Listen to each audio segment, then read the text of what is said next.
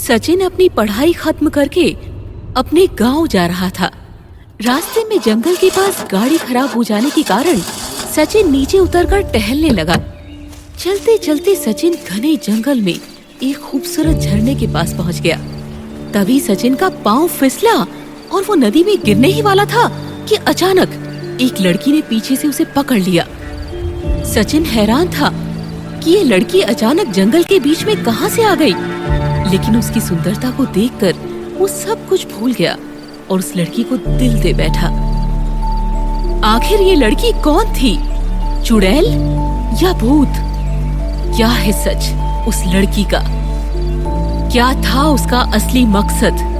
जानने के लिए सुनिए सुहागन चुड़ैल। सिर्फ आप सुन रहे हैं चुड़ैल, आवाज आरजे सिमी की। बात 70 के दशक की है। हरी हरी वादियां और घाटियों के बीच से सवारी से भरी बस अपने गंतव्य की ओर भागी जा रही थी। ठंडी ठंडी हवाओं के झोंकों ने सभी यात्रियों को प्रफुल्लित कर रखा था। बस में मेरा नाम जोकर फिल्म का मध्यम गीत बज रहा था। इन सब के बीच 22-23 साल का सचिन अपनी ही धुन में मस्त खिड़की से बाहर निहारते हुए अपने आने वाले दिनों को लेकर प्रसन्नचित्त बैठा था। वो अपनी पढ़ाई पूरी कर सालों बाद अपने घर, अपने गांव दोराहा जा रहा था। पिताजी की मृत्यु के बाद उसकी माताजी और बड़े भाई ने बड़ी मेहनत से उसे पढ़ाया और आगे की पढ़ाई के लिए शहर भेजा। उसने भी अपनी माताजी और भैया का सपना सच करते हुए बहुत मेहनत से बीए की परीक्षा अच्छे नंबर से उत्तीर्ण की थी। उसे पूरी उम्मीद थी कि किसी न किसी कंपनी में या सरकारी नौकरी में उसका सिलेक्शन हो ही जाएगा। आज अपने घर लौटते हुए वो बहुत ज्यादा खुश था। गांव के डाकघर में उसने पहले ही फोन करके अपने आने की खबर दे दी थी। जिस गांव में चड्डी पहनकर उसका बचपन इधर उधर दौड़ लगाया करता था, उसी गांव में आज साहब बन सालों बाद वो अपने घर लौट रहा था। अब बस कुछ ही देर में वो अपने घर पहुंचने वाला था। उसका गांव नजदीक ही था। तभी एक आवाज के साथ अचानक झटके खाकर बस रुक जाती है। सभी यात्री हैरानी से आगे ड्राइवर की तरफ देखने लगते हैं। कंडक्टर नीचे उतरकर देखता है तो पता चलता है कि टायर पंक्चर हो चुका था बस का।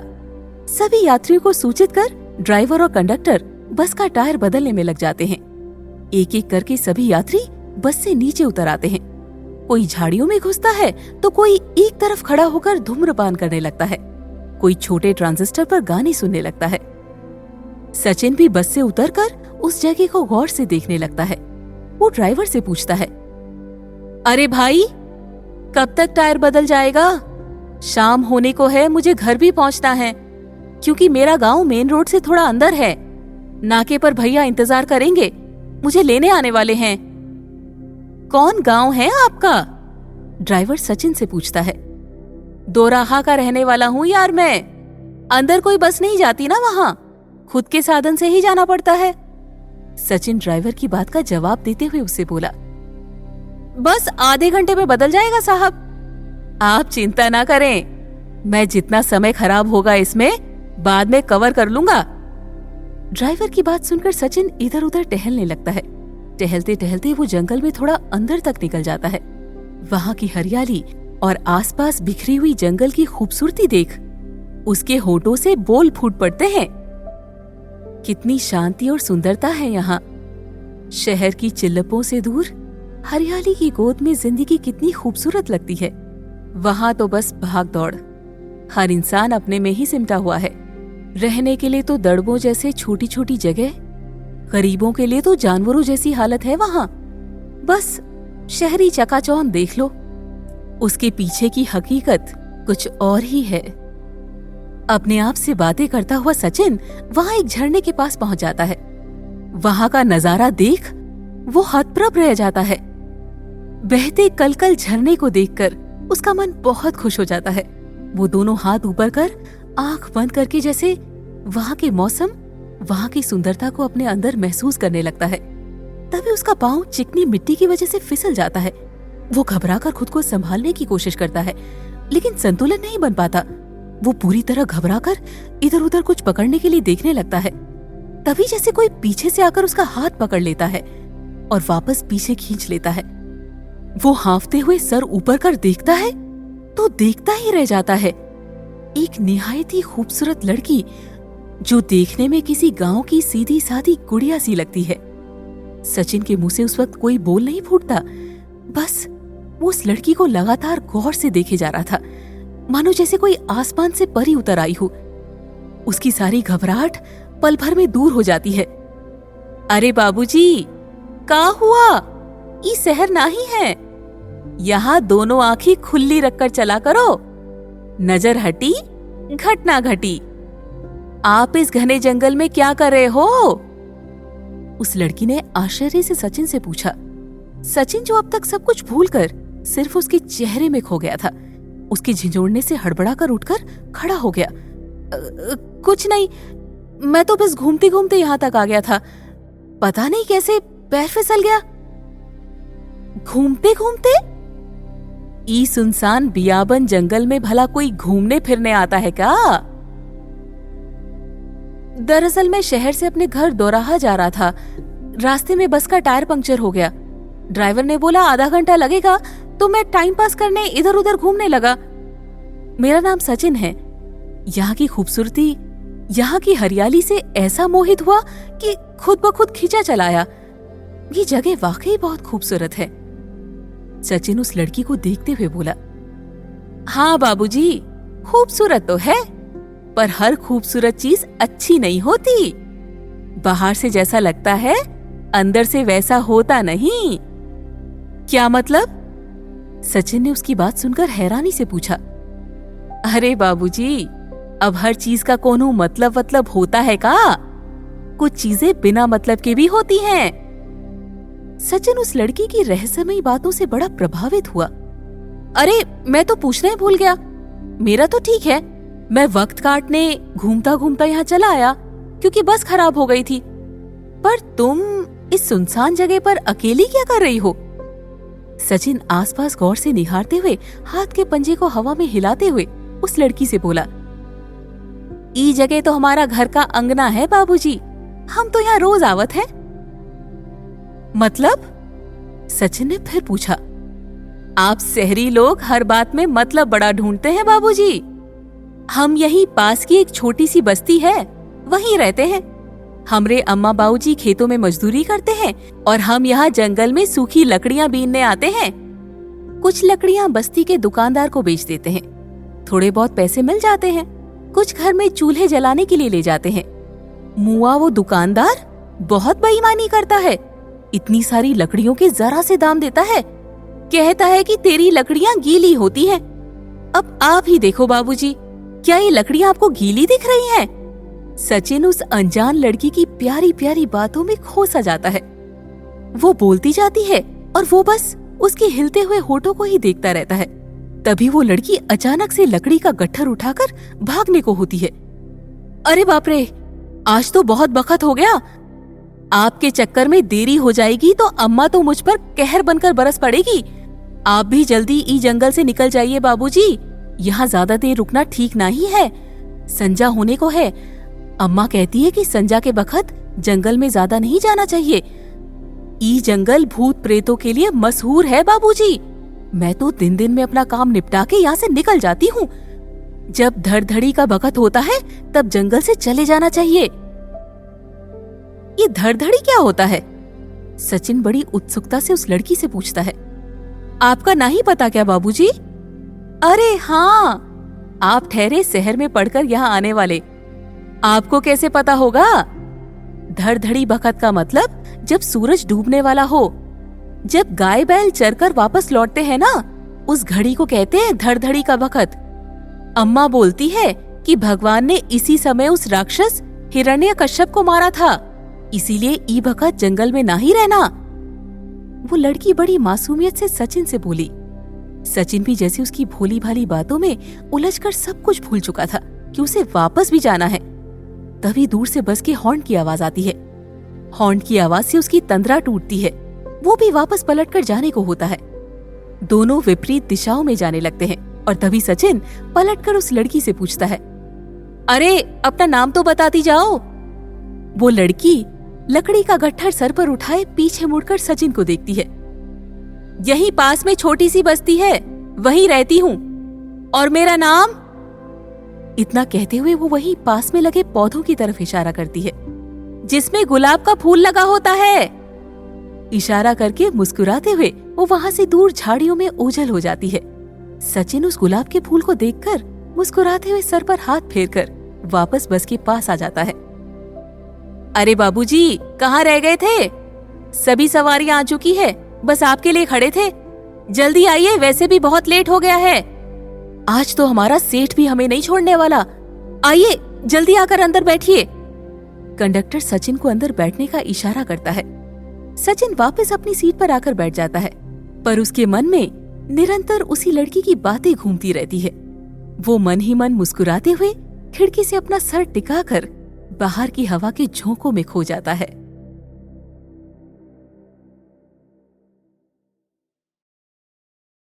आप सुन रहे हैं भाग 2। जैसे ही बस नाके पर पहुंचती है, सचिन उतरकर चारों तरफ नजर दौड़ाता है। दूर एक पेड़ के नीचे उसे बैलगाड़ी लिए भैया खड़े दिखाई देते हैं। गांव के डाकघर में फोन करके उसने अपने आने की सूचना पहले ही दे दी थी। पूरे गांव में तब इकलौता टेलीफोन उस डाकघर में ही था, जिसे जहां भी बात करनी हो या किसी को बाहर से अपने घर कुछ खबर भेजनी हो तो वो उसी डाकघर में फोन करता था। सचिन दौड़कर उनके पास जाकर उनके पांव छूकर गले लगता है। दोनों भाइयों में जब मेल मिलाप पूरा हो जाता है, तब बैलगाड़ी में बैठकर वो गांव की ओर प्रस्थान करते हैं। ऊबड़ खाबड़ रास्तों पर हिचकोले लेते हुए सचिन अपने भैया से बातें करते हुए अपने घर की तरफ बढ़े जा रहा था। उसके मन में अभी भी उस अनजान लड़की की बातें गूंज रही थी। जैसे ही बैलगाड़ी गांव पहुंचती है, गांव में मिलने वाले सभी लोग उसे गौर से देखने लगते हैं, हाथ जोड़कर राम राम करते हैं। घर पहुंचते उसके भैया आवाज लगाते हैं, माँ, देखो कौन आया है, तेरे लाडले को ले आया हूँ। आवाज सुनकर सचिन की माताजी और भाभी बाहर आते हैं। सभी उस सचिन को देखकर फूले नहीं समाते। सचिन भी दौड़कर अपने माताजी और भाभी के पांव छूता है। माँ के गले लगकर वो अपना प्रेम प्रदर्शित करता है। माँ भी अपने बेटे को देखकर बहुत खुश होती हैं। कैसा है तू? कितना दुबला हो गया। वहां शहर में ठीक से खाना भी मिलता था या नहीं? अरे माँ, तुझे क्या लगता है शहर वाले भूखे रहते हैं क्या? वहां खाना तो मिल जाता है माँ, पर तेरे हाथों का स्वाद तो इस दुनिया में सिर्फ यही मिलता है। तेरे हाथों की दाल बाटी की बहुत याद आती थी। सच में माँ, इंसान भले ही कहीं भी चला जाए, कितना भी ऊंचाइयों को छू ले, पर अपने घर की बात, वहां का सुख कहीं नहीं मिल पाता। इतना कहते ही सचिन अपनी माँ के गले लग जाता है। बस बस, बहुत हो गई मातृभक्ति। अब जल्दी से हाथ मुंह धो ले, सुबह का निकला होगा, रास्ते में पता नहीं कुछ खाया भी होगा या नहीं। अरे बहू, जल्दी से चाय बना ले सबके लिए, और आज खाना मैं बनाऊंगी। बहुत दिनों बाद अपने बेटे को देख रही हूँ, पूरी कसर निकालूंगी। माँ सचिन के सर पर प्यार से हाथ फेरते हुए बोली। वो लोग सभी अभी बातें ही कर रहे थे कि बाहर से 2 बच्चे दौड़ते हुए आकर खुशी से सचिन से लिपट जाते हैं। चाचा आ गए, चाचा आ गए। सचिन भी उनको देखकर बहुत खुश होता है, उनको गोदी में उठाकर प्यार करता है। अले ले ले, हमारी मुन्नी बिटिया और बिट्टू राजा तो बहुत बड़े हो गए। ये लो, आप दोनों के लिए शहर वाली चॉकलेट लाया हूँ। सचिन जेब से बड़ी सी चॉकलेट निकालकर उनको देता है। अरे वाह चाचा, इतनी बड़ी चॉकलेट! यहाँ तो सुंदर चाचा की दुकान पे सिर्फ संतरे की गोलियां, गटागट और पॉपिन सी मिलती है। बोर हो गए उनको खाते खाते। मुन्नी सचिन से बड़ी मासूमियत से बोलती है। उसकी नन्ही बातें सुनकर सभी लोग हंसने लगते हैं। अच्छा अच्छा, अब चाचा का पीछा छोड़ो और उनको मुंह हाथ धोने दो, फिर कर लेना खूब सारी बातें। चाचा कहीं भागे नहीं जा रहे हैं। सचिन के भैया महेश उनसे बोलते हैं। रात को सभी बैठकर खाना खाते हैं। माँ सचिन की थाली में घी डालते हुए कहती है, कितना सूख गया है तू, ठीक से खाया कर। जब तक हाथ पांव में जान नहीं हो तो इंसान कुछ नहीं कर सकता। अरे बहू, सचिन की थाली में थोड़ी दाल और डाल तो। एक माँ अपने बेटे के लिए कितनी समर्पित और चिंतित होती है, ये उस समय सचिन महसूस करता है। खाना खाने के बाद सभी लोग बाहर दिल्लान आकर बैठ जाते हैं। सचिन अपने साथ लाए सूटकेस को खोलकर उसमें से कुछ सामान निकालता है। सबसे पहले वो अपनी माँ को एक रेशमी शॉल देता है। ये लो माँ, आपके लिए नरम मुलायम कपड़े की मोटी शॉल लाया हूँ। अब सर्दियों में आप इसे पहनकर बाहर निकला करो, इसमें आपको सर्दी नहीं लगेगी। और भाभी, आप दरवाजे के पास क्यों खड़ी हैं? इधर आइए, देखिए आपके लिए क्या लाया हूँ। सचिन अपनी भाभी रमा से बोलता है। रमा मुस्कुराते हुए सर पर पल्लू लेकर उसके पास आती है। अरे भाभी, मैं आपका जेठ नहीं देवर हूँ, मुझसे भला पर्दा क्यों? आपका स्थान भी मेरी नजर में माँ के जैसा ही है। लीजिए, आपके लिए साड़ी लाया हूँ, और ये शहर से बालों में लगाने वाला अच्छा महंगा तेल। इससे आपके बाल भी हेमा मालिनी की तरह लंबे मुलायम हो जाएंगे। सचिन बड़े प्यार से मुस्कुराते हुए उनको देता है। अरे भैया, इसकी क्या जरूरत थी? मुझे कौन सा बाहर घूमने फिरने जाना है? रमा सचिन की तरफ देखते हुए बोली। अरे वो भी ले जाऊंगा भाभी, अब मैं आ गया हूं ना। मुझे पता है, भैया तो फिल्मों के बलराज साहनी की तरह सीधे साधे ठहरे, भला आपको कहाँ घुमाने ले जाते होंगे? सचिन भैया की तरफ देखते हुए आंखों को मटकाते हुए बोला। फिर सूटकेस से एक सफेद झक कुर्ता पायजामा निकालकर उनको ऊपर से उड़ाता हुआ बोला। भैया, ये आपके लिए। मुझे पता है आप अपने लिए कभी कुछ नहीं खरीदते। कितनी मेहनत से आपने मुझे पढ़ाया लिखाया, मुझे इस काबिल बनाया कि आज मैं समाज में सर ऊंचा करके चल सकूं। अब भगवान ने मुझे मौका दिया है आप सबके लिए कुछ करने का। कहते कहते सचिन की आंखों में आंसू आ जाते हैं। दोनों भाई गीली आंखों से एक दूसरे के गले लग जाते हैं। माँ भी ये देखकर बहुत भावुक हो जाती हैं। तभी मुन्नी सचिन के सूटकेस में कुछ ढूंढते हुए उन लोगों को टोकते हुए बोली। हमारे लिए तो सिर्फ टॉफी लाए हो चाचा, इसमें तो कुछ दिख भी नहीं रहा। अले, भला ऐसे कैसे हो सकता है कि चाचा अपनी मुन्नी बिटिया और बिट्टू राजा के लिए कुछ न लाए? भला मेरी इतनी हिम्मत कि खाली हाथ आ जाऊं? अभी लो, दिखाता हूं। इतना कहते ही सचिन एक बड़ा सा डब्बा निकालकर मुन्नी और बिट्टू को देता है। मुन्नी और बिट्टू जैसे उसे खोलकर देखते हैं, बहुत खुश होते हैं।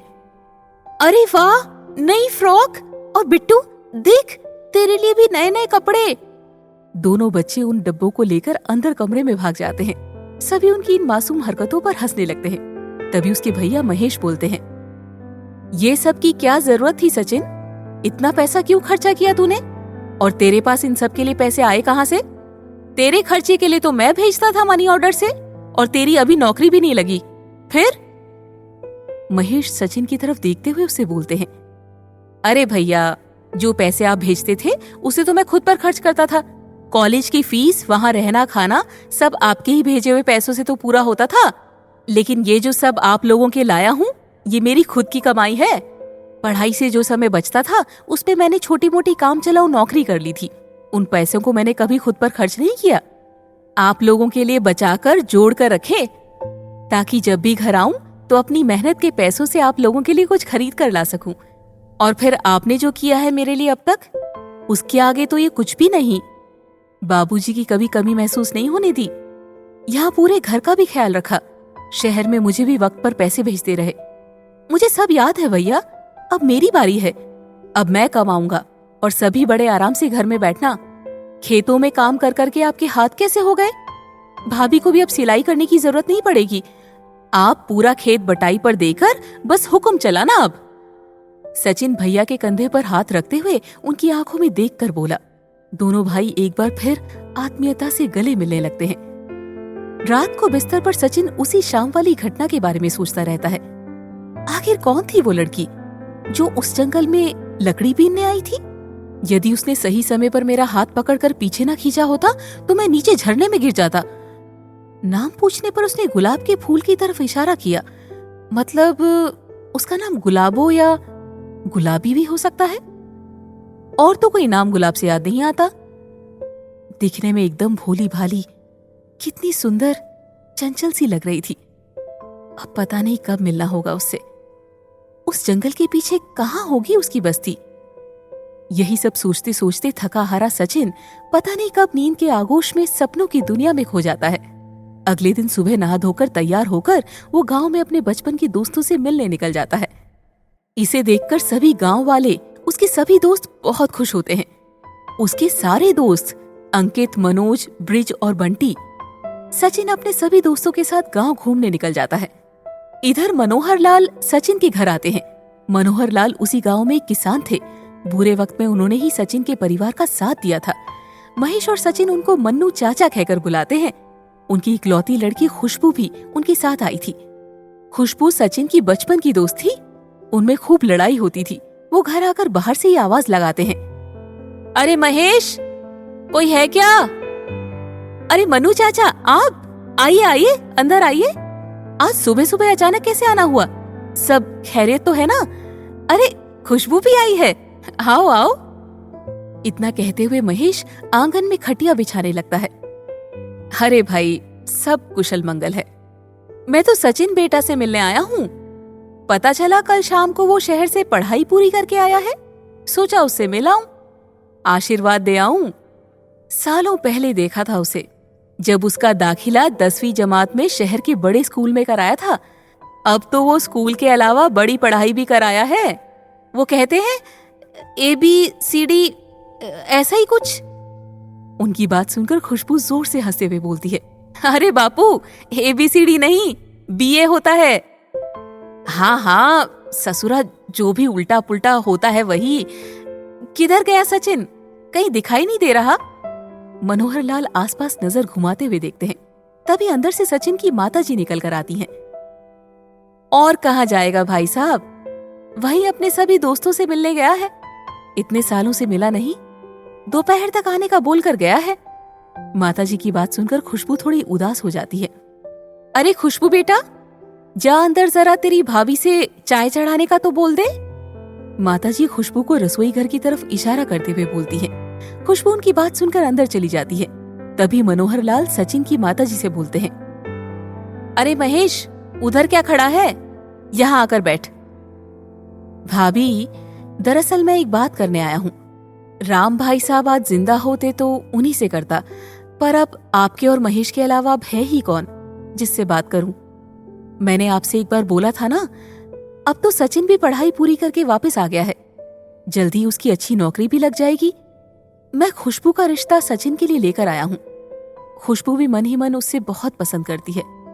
शर्माती है, बोलती नहीं, पर मैंने उसे अकेले में सचिन की फोटो के साथ बातें करते सुना है।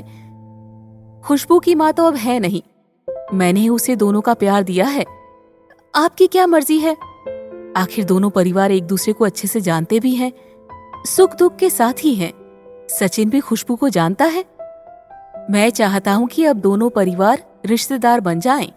खुशबू की शादी सचिन से हो जाए तो मैं गंगा जी नहा लूं। जिंदगी का कोई भरोसा नहीं, कब क्या हो जाए। जीते जी बिटिया के हाथ पीले कर दूं तो सारी चिंता खत्म हो जाए। मनोहर लाल सचिन की माताजी से बोलते हैं, अरे भाई साहब, आपने तो मेरी मुंह की बात छीन ली। मैं भी कब से खुशबू बिटिया को पसंद करती हूँ। इस घर में बहू बनकर आएगी तो पूरा घर स्वर्ग बन जाएगा। माताजी मनोहर लाल से ये सब कह रही थी कि तभी खुशबू अंदर से चाय लेकर आती है। आप सुन रहे हैं भाग 3। सचिन अपने दोस्तों के साथ गांव के गणपति बाग में बैठे हुए शहर की तमाम यादें, बातें, खट्टे मीठे किस्से सबसे साझा करता है और उस शाम वाली घटना का जिक्र करता है। सभी दोस्त बड़ी गौर से सुनने के बाद उसे छेड़ने लगते हैं। सबसे मिलने के बाद दोपहर तक वो घर आता है। उसे देखकर माँ बोलती है, अरे बेटा, कम से कम खाने पीने का तो ध्यान रखा कर। दोस्त भला कहाँ भागे जा रहे हैं? देख, सूरज सर पर चढ़ाया है। तेरा भाई महेश भी कब का खेत पर निकल गया। अरे माँ, सबसे इतने सालों के बाद मिला तो बातों बातों में समय का पता ही नहीं चला। ला, अब लगा दे खाना, बड़ी भूख लगी है। मुन्नी और बिट्टू कहाँ है? दिखाई नहीं दे रहे। उन लोगों ने खा लिया खाना? सचिन माँ से पूछता है। और कहाँ होंगे? स्कूल के सामने वाले मैदान पर उछल कूद कर रहे होंगे। भूख लगेगी तब दौड़े आएंगे। तू आराम से भोजन कर, फिर कुछ बात करनी है। कहते हुए सचिन की माँ पार्वती हाथ पंखे से उसे हवा करने लगती है। सचिन खाना खाते खाते माँ से बोलता है, क्या बात है माँ? क्या बात करनी है बताओ, मैं खाते खाते सुन रहा हूँ। बेटा, आज सुबह तेरे मन्नू चाचा आए थे, खुशबू को साथ लेकर तुझसे मिलना चाहते थे। अरे मन्नू चाचा, कैसे है वो? आखिरी बार तभी देखा था जब शहर जा रहा था। और वो नकचड़ी चूहिया तो बड़ी हो गई होगी। मुस्कुराते हुए सचिन माँ की तरफ देखते हुए बोला, ले, ये भी कोई बात हुई? जब तू इतना बड़ा हो गया तो क्या वो अब तक बच्ची रखी रहेगी? कितना लड़ते थे तुम दोनों बचपन में, दिन भर शैतानी करते। तू उसे छेड़ देता था, फिर वो रोती हुई तेरी शिकायत लेकर मेरे पास आती थी। समय भी कितनी जल्दी गुजर जाता है, पंख लगाकर। हाँ माँ, ये तो है, सभी दोस्त भी कितने बदल गए हैं। बचपन की वो मासूमियत, वो लड़कपन की बेखबरी, हर सुख दुख से अनजान, बस अपनी ही मस्ती में पूरे गांव में धूम मचाते फिरते थे। अब देखो सब कितने गंभीर हो गए। जिंदगी की भाग दौड़ में सब कुछ कितना जल्दी पीछे छूट जाता है ना। आज सबसे मिला तो लगा वाकई में सभी कितने बड़े हो गए हैं। सचिन खाते खाते कुछ सोच में पड़ जाता है। अरे बेटा, यही तो इस जमाने का चमत्कार है। आज गोदी में खेलने वाले कब आपका सहारा बन जाते हैं, कोई नहीं जानता। तेरे भाई महेश को ही ले ले। जब तेरे बापू जिंदा थे तो कितना बेखबर घूमता था, अपनी दुनिया में मस्त। अब जब से वो गए तब से वो एकदम से बड़ा हो गया, सारे घर की जिम्मेदारी अपने कंधों पर उठा ली। बहुत मेहनत और लगन से तुझे इतना पढ़ाया है बेटा। पूरे गांव में कहता फिरता था कि क्या हुआ, मैं पढ़ नहीं पाया तो, पर मेरा भाई एक दिन पढ़ लिख कर बहुत बड़ा आदमी बनने वाला है। आज जब तू पढ़ लिख कर काबिल बन गया तो उसके चेहरे की उस खुशी को पढ़ सकती हूँ। बहुत नसीबों से मिलता है बेटा ऐसा बड़ा भाई। खुद की इच्छाओं को मारकर सबके लिए जीने वाला ऐसा बेटा भगवान सबको दे। अब तू आ गया है, उसका बोझ भी हल्का हो गया। भगवान की दया से बहू रमा भी इतनी अच्छी मिली है, बेचारी कभी कुछ नहीं बोलती। वरना उस राम सरन की बहू को ही ले लो, सबको खड़े खड़े जवाब पकड़ाती है, पटर पटर मुंह चलता है उसका। पार्वती मुंह बनाते हुए सर का पल्लू ठीक कर सचिन की तरफ देखते हुए बोली, हाँ माँ, भाभी का त्याग और सेवा कभी नहीं भूल सकता। जब मैं यहाँ था तब मुझे अपने बच्चे की तरह रखती थी, कभी भी किसी भी बात के लिए मुझे कुछ नहीं बोली। अब मैं आ गया हूँ, भैया भाभी, आप, मुन्नी, बिट्टू, सबकी जिम्मेदारी खुद उठाऊंगा। आप सब लोग बस अपना आशीर्वाद बनाए रखना मुझ पर। खाना खाकर हाथ धोते हुए सचिन माँ और भाभी की तरफ देखते हुए बोलता है। रमा हाथ में खाने की पोटली लिए बाहर जाने को होती है। सचिन देखकर उसे खाने की पोटली ले लेता है। भाभी, आप और माँ आराम से खाना खाओ, आज मैं ले जाऊंगा भैया के लिए खेत पर खाना। खेत पर पहुंचकर सचिन भैया को आवाज लगाता है। महेश बैलों को बांधकर उन्हें चारा डालता है, फिर हाथ मुंह धोकर पेड़ की छांव में सचिन के पास आकर बैठ जाता है। आज तू आया है खाना लेकर, अच्छा किया। अपना खेत देख ले, यही हमारी कर्म भूमि है। ये धरती माँ हमारी अन्नदाता है। तूने खा लिया खाना? पहला कोर उठाते ही महेश सचिन से बोलता है। अरे कब का, आप आराम से खाओ, बहुत मेहनत करते हैं भैया आप। सिर्फ मैं ही नहीं, देश का हर किसान अपना खून पसीना इस मिट्टी में मिलाता है, जो फसल के रूप में धरती माँ कई गुना करके वापस देती है। और मेहनत किस काम में नहीं भाई, जो भी काम करो उसमें अपनी जान झोंक दो, तभी तो बनता है कुंदन तपने के बाद। तूने भी मेरे सपने को सच करने में कितनी मेहनत की है, मैं जानता हूँ। जब भी शहर जाता था तेरे पास तो वहाँ सब देखता महसूस करता था, ना रहने का सही ठिकाना, ना खाने का, फिर भी तूने कभी इतनी सी भी शिकायत नहीं की। भगवान मेरे भाई को खूब बड़ा आदमी बनाए। बेटा, जिंदगी में चाहे कितनी भी सफलता मिले, पर कभी अपनी मिट्टी को मत बिसराना। ये मिट्टी ही हमारी पहचान है। बस अब तो तेरी शादी और कर दूं तो तमाम जिम्मेदारी से मुक्त हो जाऊं। तेरा घर बस जाए, मुझे बहुत खुशी होगी। महेश खाते खाते सचिन से बोलता है। अरे भैया, पहले मैं कमाने तो लगूं, फिर करूंगा शादी, इतनी जल्दी क्या है अभी? अरे वो तो तू आज नहीं तो कल कमाने ही लगेगा, उसमें कोई शक है क्या? और चिंता क्यों करता है, तेरा बड़ा भाई जिंदा है अभी, बस तू हाँ कर दे, लड़की हमने देख रखी है। अरे भैया आप भी। ये कहते हुए सचिन बैलों को खोलकर हल जोतकर चलाने लगता है। शर्मा गया? अरे तू ये काम क्यों कर रहा है? तुझे इसीलिए पढ़ाया लिखाया कि तू भी मेरे साथ कीचड़ में हाथ पांव पटके? चल हट, ये काम मेरा है, जा हाथ मुंह धो ले और अपना काम कर। अभी तो आया है, पहले अच्छे से घूम फिर ले, हम रात को बात करते हैं। महेश उससे हल छुड़ाकर खुद चलाते हुए कहते हैं। रात को जब उसकी माताजी और भैया उसके पास आते हैं तो सचिन जब तक सो चुका होता है। वो लोग उसे चादर ओढ़ाकर बाद में बात करने का सोचकर वहां से चले जाते हैं।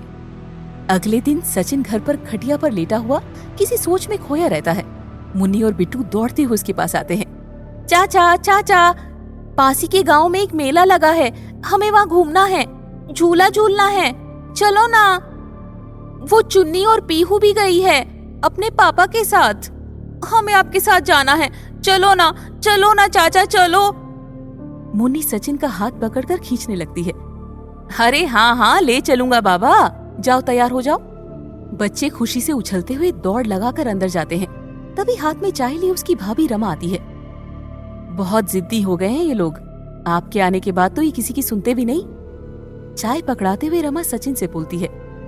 अरे तो क्या हो गया भाभी, बच्चे हैं, मन होता है, और फिर अभी नहीं घूमेंगे फिरेंगे तो कब जाएंगे। ये बचपन ही तो है जिसमें इंसान जी भर कर जीता है, जब बड़े हो जाएंगे तो खुद ही सब पीछे छूट जाएगा। अरे हाँ भाभी, आप भी चलिए ना, आप भी घूम लेना, अच्छा रहेगा। सचिन चाय पीते हुए रमा से बोलता है। अरे मैं क्या करूंगी, आप बच्चों को ही घुमा लाइए, यहाँ घर में काम भी तो है। रमा बोल ही रही होती है कि तभी सचिन की माँ पार्वती अंदर से आते हुए बीच में बोलती है। अरे बहू क्या हुआ, काम तो होता रहेगा, सचिन ठीक कह रहा है, तू भी घुमा जा। वैसे भी कहाँ जा पाती है, इस बहाने तेरा मन भी अच्छा हो जाएगा। चौके चूल्हे में तो जिंदगी भर खुटना ही है। तेरे ससुर तो मुझे खूब मेला घुमाने ले जाते थे, उस वक्त की बात ही कुछ और थी। अब तो मुआ ये घुटने का दर्द चलने फिरने भी नहीं देता। हाँ माँ, आप भी चलो ना, खूब मजा आएगा। मुन्नी रमा की साड़ी का पल्लू खींचते हुए बोली। रमा सबके आगे मना नहीं कर पाती, वो चलने को तैयार हो जाती है। सचिन से बोलती है। ठीक है देवर जी, एक काम करते हैं, आप खुशबू को भी ले चलिए, मुझे भी साथ हो जाएगा और वो भी घूम आएगी। पार्वती को रमा का प्रस्ताव पसंद आता है। हाँ बेटा, रमा ठीक कह रही है, खुशबू बिटिया को भी साथ ले जाओ, उसका है ही कौन जो उसे घुमा लाए। मनोहर भाई साहब तो तेरे भैया जैसे ही हैं, कभी नहीं ले जाते। तू एक काम कर, उनके घर चला जा, मिल भी आना। बेचारे आए थे तब तू मिला ही नहीं था, और रमा को भी साथ ले आना। जा बेटा जा। ठीक है माँ, लेकिन आप घर में अकेली? अरे मुझे कौन खाने बैठा है यहाँ, अभी पड़ोस वाली कुछ औरतें आ रही है, उनके साथ भजन में जाऊंगी यही मंदिर में। तू भी घूम फिर आना तब तक। महेश भी कुछ लोगों के साथ पंचायत के काम से पासी के गांव गया है, शाम तक ही आएगा। पार्वती सफाई देते हुए बोली। ठीक है माँ, मैं मनोहर चाचा के यहाँ से आता हूँ। भाभी तब तक तुम तैयार हो जाओ, मैं बनवारी काका को गाड़ी जोतने का बोलता हूँ। इतना कहकर सचिन घर से बाहर चला जाता है। मनोहर लाल के घर जाकर सचिन उनसे मिलता है। खुशबू से देखकर शर्माकर अंदर भाग जाती है। सचिन मनोहर लाल से यहाँ वहाँ की बातें करने लगता है। बाद में खुशबू को मेले ले जाने का पूछता है। मनोहर लाल सुनकर बहुत खुश होते हैं। वो खुशबू को साथ ले जाने को हामी भर देते हैं। खुशबू अंदर कमरे में सुनकर बहुत खुश होती है। तैयार होकर वो सचिन के साथ हो लेती है। रास्ते में सचिन और खुशबू बातें करने लगते हैं। और नकचड़ी चूहिया, बहुत बड़ी हो गई हो, शर्माने भी लगी हो। बचपन में तो मेरी खूब ढोलक बजाती थी, और अब देखो नजरें भी ऊपर नहीं हो रही। ऐसी बात नहीं है, ये हमारे संस्कार है, पराये मर्द से ज्यादा बातें नहीं करनी चाहिए। खुशबू सचिन की चुटकी लेते हुए बोलती है। ओहो, मैं पराया मर्द? हाँ, मैं तो शहर से पहली बार आया हूँ इस गांव में, पूरा गांव ही पराया है मेरे लिए। फिर तुमको तो इस पराये मर्द के साथ मेले नहीं चलना चाहिए, बोलो। सचिन भी जैसे को तैसा वाला जवाब हंसते हुए देता है। तभी घर आ जाता है। तब तक रमा भी तैयार हो चुकी थी। खुशबू को देखकर दोनों बच्चे खिलखिलाने लगते हैं। इतने में बनवारी काका की आवाज आती है। अरे सचिन बेटा, चलो गाड़ी तैयार हो गई, वापस भी आना है, आते वक्त रात हो जाएगी। अरे बनवारी काका, आपकी तबीयत ठीक नहीं, आप क्यों परेशान होते हैं? आराम कीजिए घर पर, मैं बैलगाड़ी चला लूंगा। अरे बेटा, ई शहर की फटफटिया नहीं जो कान मरोड़े और चलने लगेगी। बैलन को हाँकना आसान नहीं। बनवारी काका बैल की पीठ थपथपाते हुए बोले। अरे काका, आप लोग भूल गए, मैं भी इसी गांव का हूँ। शहर से पढ़कर आया, इसका मतलब ये नहीं कि कुछ नहीं जानता। बचपन में खूब दौड़ाई है बैलगाड़ी। लाओ हाँका दो, मैं चला लूंगा। सचिन बड़े आत्मविश्वास से बनवारी काका से बोला। बनवारी काका उसको मना नहीं कर पाए। सभी लोग बैलगाड़ी में सवार होकर मेले घूमने निकल पड़ते हैं। रास्ते फिल्म का गाना गाने लगते हैं। मेले में पहुंचने के बाद सचिन सभी को झूला झुलाता है, खरीदारी करवाता है। सभी खूब मेले का आनंद लेते हैं। भाभी और खुशबू एक दुकान पर कुछ खरीदारी करने में व्यस्त रहते हैं। बच्चे भी उनके साथ मगन रहते हैं। सचिन बाहर खड़ा खड़ा अकेला बोर होने लगता है, तो वो उन लोगों से आराम से खरीदारी करने का बोल खुद अकेले मेले में इधर उधर घूमकर टाइम पास करने लगता है। घूमते घूमते तभी उसे वो लड़की गुलाबो दिखाई देती है। वो उसे देखकर एकदम से उत्साहित हो जाता है, उसके पास जाने लगता है। वो लड़की गुलाबो उसे देखकर वहाँ से जाने लगती है। सचिन भी उसका पीछा करते करते मेले के बाहर एक सुनसान जगह पर आ जाता है। वो लड़की एक पेड़ के नीचे आकर खड़ी हो जाती है। सचिन उसे आवाज देता है, अरे गुलाबो जी, सुनिए तो। वो लड़की उसे देखकर भी उदास खड़ी रहती है, कुछ नहीं बोलती। ये देखकर सचिन उसके पास जाकर उससे बात करने की कोशिश करता है। आप तो सुन ही नहीं रही, मैं कब से आपको आवाज दे रहा हूँ। मुझे क्यों आवाज दे रहे हैं? हमारी बस एक ही मुलाकात हुई थी उस दिन, इतने में ही आपको मेरा नाम पता चल गया? आपने ही तो उस दिन मेरे नाम पूछने पर गुलाब के फूल की तरफ इशारा किया था, इसीलिए मैंने आपको गुलाबो बुलाया। सचिन मुस्कुराते हुए बोलता है, देखो बाबू, हम शहरी लोगों से ज्यादा बात नहीं करते। अच्छा, तो फिर उस दिन क्या था? तुमने तो मेरे पूछे बिना ही इतना सब कुछ बता दिया था। और आज? उस दिन की बात अलग है बाबू, उस दिन हम खुश थे, पर आज नहीं है। वो लड़की चेहरा उदास बनाते हुए सचिन से बोली, क्यों? आज क्यों उदास हो? इस खूबसूरत चेहरे पर उदासी कहीं से कहीं तक अच्छी नहीं लगती। आप ठहरे शहर में पले बड़े बाबू, हम गरीबन का दर्द क्या जानो, जिसके बापू एक पत्नी के मरने के बाद दूसरी शादी कर अपने बच्चों पर सौतेली माँ लाकर पटक देते हैं। हमारी सौतेली मैया तो हम पर बहुत जुल्म करती है। उस दिन आपसे बात करने के चक्कर में घर जाने में जरा सी देरी क्या हुई, हमारी मैया ने चूल्हे की गरम लकड़ी उठाकर हमारी वो सताई की, बस मत पूछो। आंखों में आंसू लाकर वो लड़की सचिन से बोली, अरे! सचिन ये सब सुनकर अवाक रह जाता है। और का बाबू, ये तो रोज का किस्सा है हमारे साथ। कल ही देखो कितना मारा उसने। बापू तो शराब पीकर कोने में पड़े रहते हैं, बस मैया ले देकर हमें ही परेशान करती है। अब तो वो जबरन हमारी शादी किसी गुंडे आवारा से करना चाहती है। उसे पैसे का लालच है, पैसे लेकर हमको बेचना चाहती है। हम तो ये दुनिया छोड़ने की सोच रहे हैं बाबू, अब हमारा मन नहीं लगता इस मतलबी दुनिया में। वो लड़की बोले जा रही थी और सचिन चुपचाप उसकी बात सुन रहा था। बात सुनने के बाद वो उस लड़की से बोला, अरे ऐसा नहीं बोलते, ये जीवन भगवान का दिया उपहार है, इसे ठुकराकर उसका अपमान नहीं करना चाहिए। सचिन उसे समझाते हुए बोलता है, आप लोगन के लिए होगा उपहार, हमारे लिए तो नरक से कम ना ही। अब तो मन चित्कारने लगा है इन सब से। ये देखो कितने जुल्म होते हैं हम पर। वो दुपट्टा उठाकर उसे जख्म दिखाती है। सचिन वो सब देखकर हैरान रह जाता है। उसे कुछ समझ नहीं आता वो क्या बोले। वो गुंडा बदमाश हमारी जिंदगी खराब करे, इससे अच्छा तो हम खुद ही अपनी जिंदगी ले लें। वो लड़की नीचा मुंह करके रोने लगती है। अरे अरे, आप रोइए मत, मुझे अच्छा नहीं लग रहा। उस ऊपर वाले पर विश्वास रखिए, वो आपके साथ बुरा नहीं होने देगा। ओए सब बातें तो बस सुनने में अच्छी लगती है, जिस पे बीती वो ही जाने बाबू। हमरा कौन है जो हमारी चिंता करे? किसके लिए जिए हम? बोलो, ये सब भुगतने को? नहीं बाबू, कभी नहीं। किसने कहा तुम्हारा कोई नहीं है?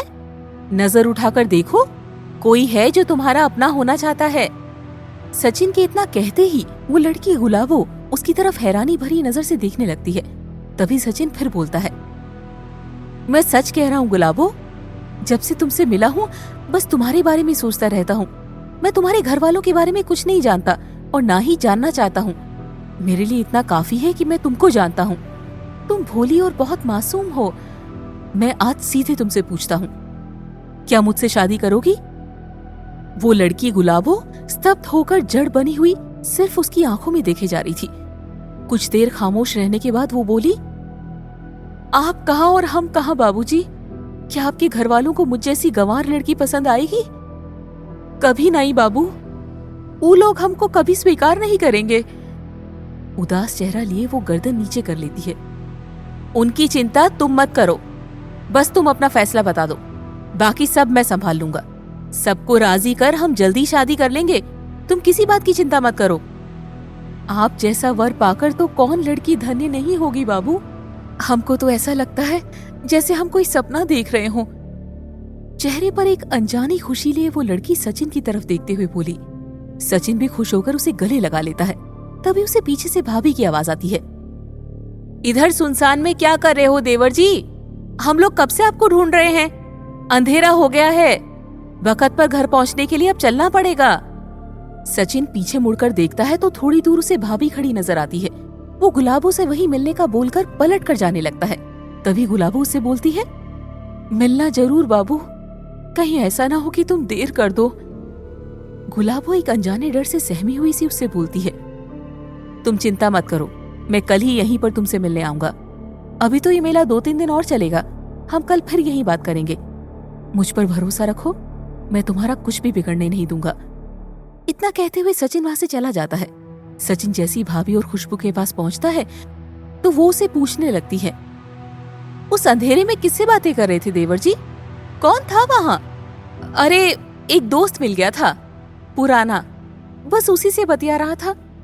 सचिन वापस उसी जगह को देखते हुए सर पर हाथ फेरकर भाभी से बोला। वो लोग बैलगाड़ी में बैठकर वापस गांव की ओर चल देते हैं। रास्ते में बैल अचानक से पांव पटकते हुए वहीं रुक जाते हैं। काफी कोशिश करने के बाद भी आगे नहीं बढ़ते। सचिन परेशान हो जाता है।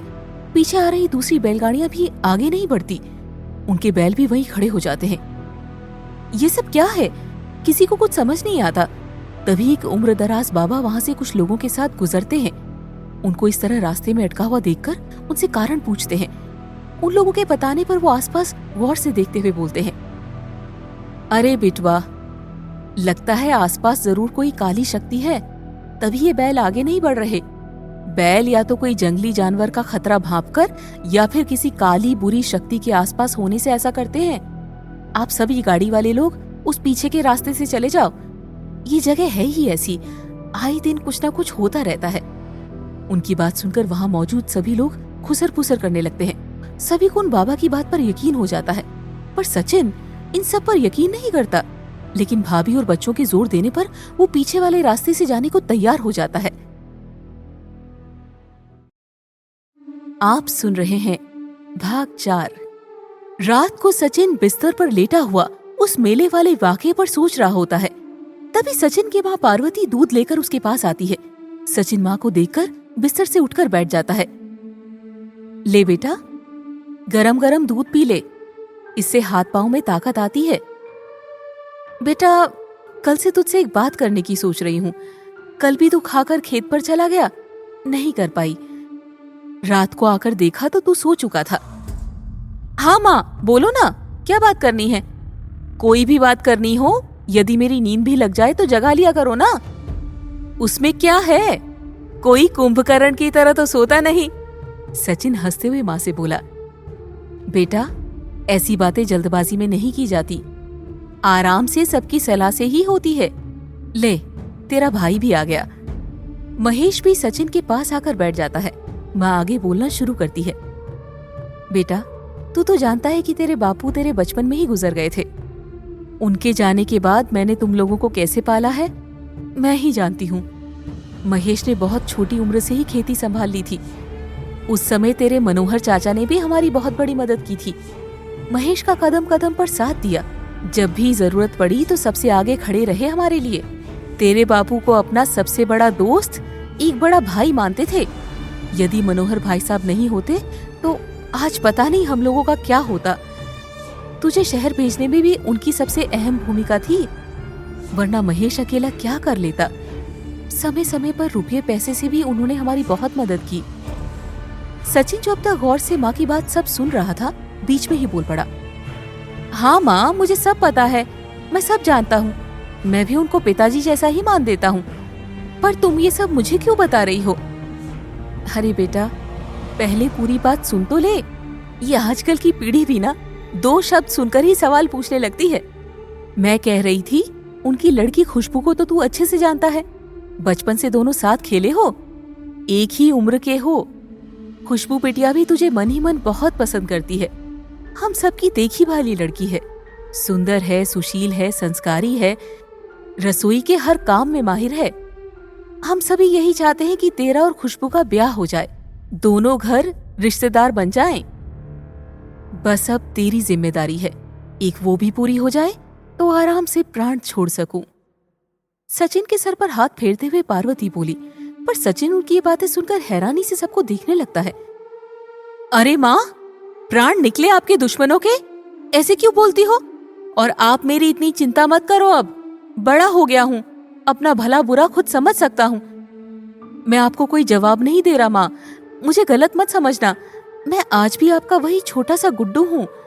खुशबू एक सुंदर, बहुत अच्छी लड़की है, एक पत्नी में जो गुण होने चाहिए वो सभी उसमें है। पर माँ, मैंने कभी उसे उस नजर से देखा नहीं। मेरी सबसे अच्छी दोस्त है, हम बचपन में साथ खेले बड़े हुए हैं, पर मेरी उससे शादी की बात, ये कुछ ज्यादा ही आगे का नहीं सोच लिया माँ। माँ, मेरी बात को गलत मत लेना, आप भैया भाभी मेरे लिए क्या हो मेरा दिल जानता है। आपकी हर बात सर आंखों पर है, आज तक कभी आपकी कोई बात नहीं टाली। पर माँ, शादी की बात अलग है, ये जिंदगी भर का रिश्ता है। मानता हूँ मन्नू चाचा ने हमारी मदद तब की थी जब हम मुसीबत में थे, वो एक बहुत अच्छे इंसान है, पर शादी वाली बात मुझे ठीक नहीं लगी माँ। सचिन गंभीर होते हुए बोला। उसकी बात सुनकर महेश और पार्वती एक दूसरे की तरफ देखने लगते हैं। महेश सचिन के कंधे पर हाथ रखकर उसे समझाते हुए कहता है, बेटा, कोई जल्दबाजी नहीं है, तू अच्छी तरह सोच ले, विचार कर ले। हमें सिर्फ एक बात ही नहीं देखनी चाहिए, बल्कि हर पहलू पर विचार करना चाहिए। खुशबू एक अच्छी लड़की है, हमारे घर, हमारे रीति रिवाजों से अच्छी तरह वाकिफ है। तूने सही कहा, ये पूरी जिंदगी का सवाल है, इसीलिए गंभीरता से अच्छे से सोच समझकर कोई फैसला लेना।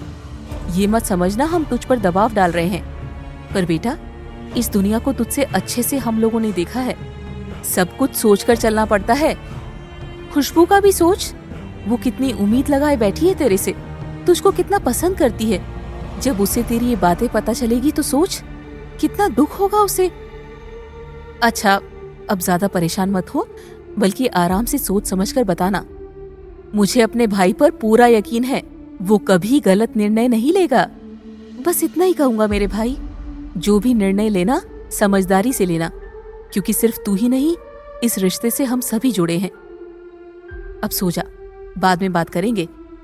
इतना कहते हुए महेश ने अपनी माँ पार्वती को चलने का इशारा किया। वो लोग सचिन के सर पर हाथ फेरकर वहां से उठकर चले जाते हैं। उनके जाने के बाद सचिन काफी देर रात तक सोच में डूबा रहता है।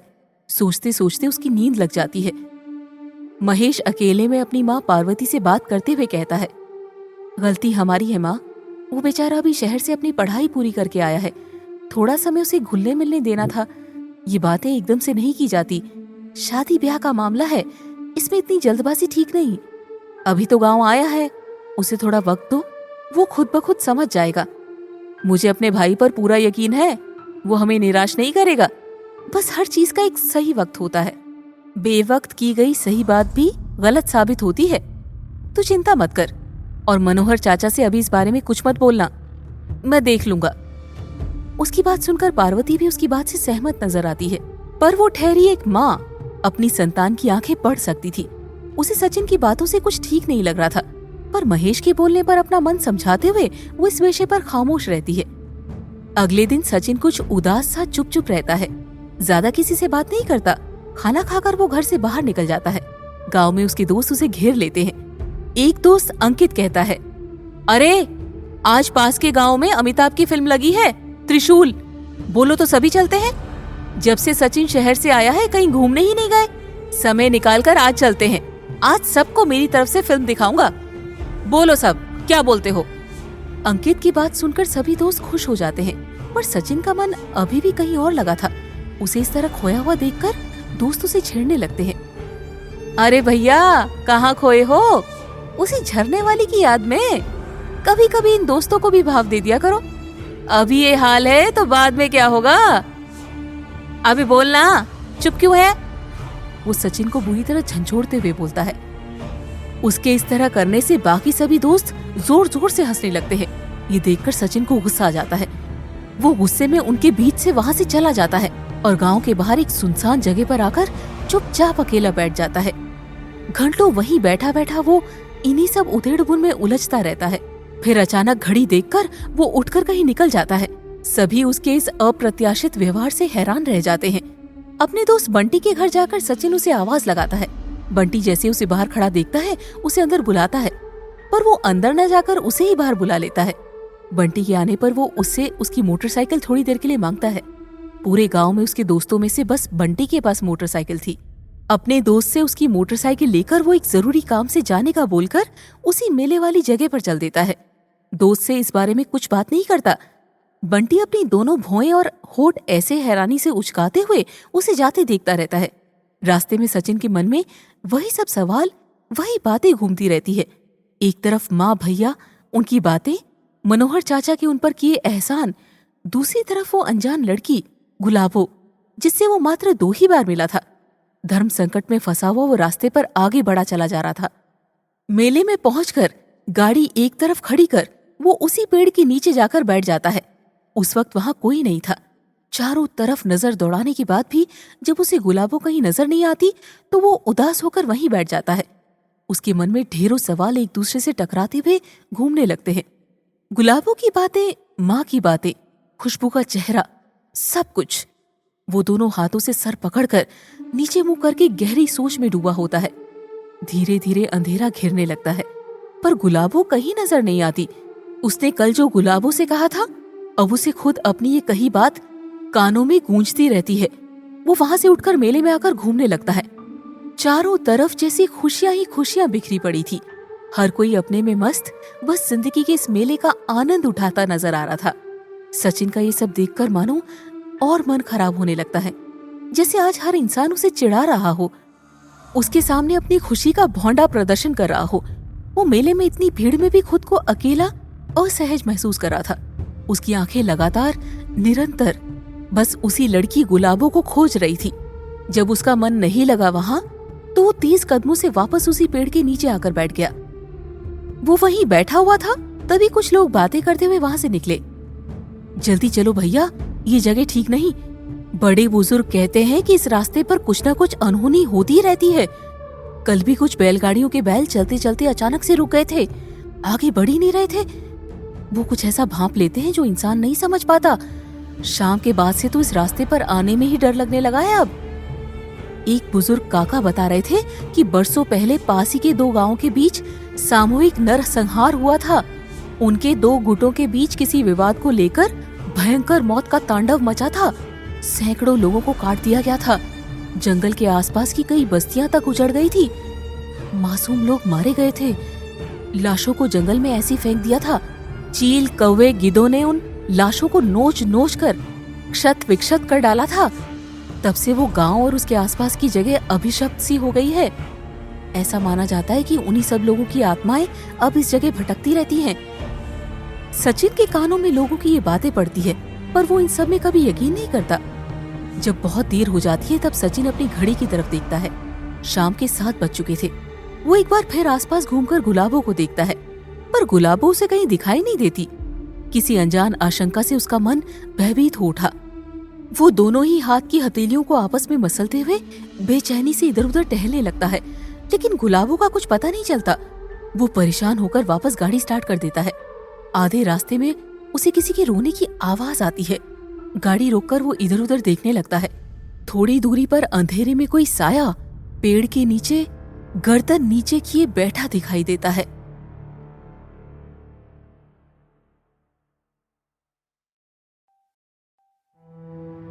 आप सुन रहे हैं भाग 5। सचिन मोटरसाइकिल रोककर उस अंधेरे में बैठे रोते हुए साई से पूछता है, कौन है वहां? इस समय इस सुनसान रास्ते पर अकेले बैठे कौन रो रहा है? आवाज सुनते ही उसका रोना बंद हो जाता है। वो साया उठकर मोटरसाइकिल की हेडलाइट की रोशनी में आकर खड़ा हो जाता है। जैसे उस साये का सर ऊपर को होता है, उसे देखकर सचिन चौंक जाता है। उसके मुंह से अनायास ही निकलता है, गुलाबो, यहाँ इस तरह सुनसान रास्ते पर उस पेड़ के नीचे क्या कर रही हो? और वहाँ मेले के पास उस जगह आई क्यों नहीं?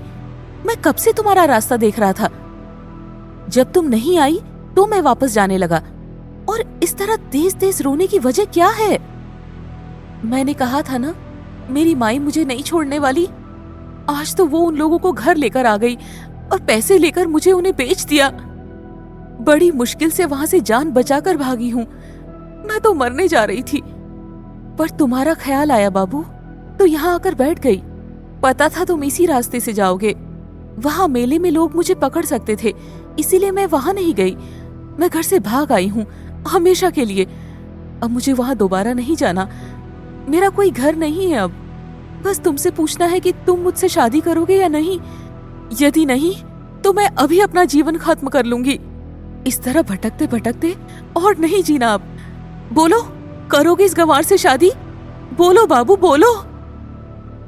वो सचिन को दोनों हाथों से पकड़कर झंझोड़ते हुए बोली। सचिन स्तब्ध सा मोटरसाइकिल पर बैठा बैठा उसकी ओर देखे जा रहा था। उसे कुछ समझ नहीं आ रहा था कि क्या करे। एक तरफ माँ, भैया और खुशबू के चेहरे घूम रहे थे, तो दूसरी तरफ वो अनजान लड़की गुलाबो उसकी तरफ उम्मीद लगाए देख रही थी। क्या हुआ बाबू, तुम बोल क्यों नहीं रहे? तुमने ही तो खुद सामने से कल बोला था कि मुझसे शादी करोगे। अब क्या हुआ? घर वालों के आगे झुक गए ना? अब मुझसे शादी नहीं करोगे ना? मुझे पता था, मेरी ऐसी हैसियत नहीं। एक गरीब अनाथ गंवार लड़की को भला कौन पूछता है? मुझे तुम्हारा जवाब मिल गया बाबू। तुम खुश रहो अपनी दुनिया में, लेकिन मैं अब ये दुनिया छोड़कर जा रही हूं। इतना कहते ही वो लड़की झाड़ियों में भाग जाती है। उसे इस तरह भागते देख सचिन मोटरसाइकिल वहीं खड़ी कर उसके पीछे उसे आवाज देता हुआ झाड़ियों में भागता है। वहां बने कुएं में जैसे ही वो लड़की गुलाबो कूदने को होती है, तभी पीछे से सचिन उसका हाथ पकड़कर अपनी ओर खींच लेता है। ये क्या पागलपन है गुलाबो? मेरी बात सुने बिना ही वहां से भागी चली आई? मुझ पर भरोसा नहीं है क्या?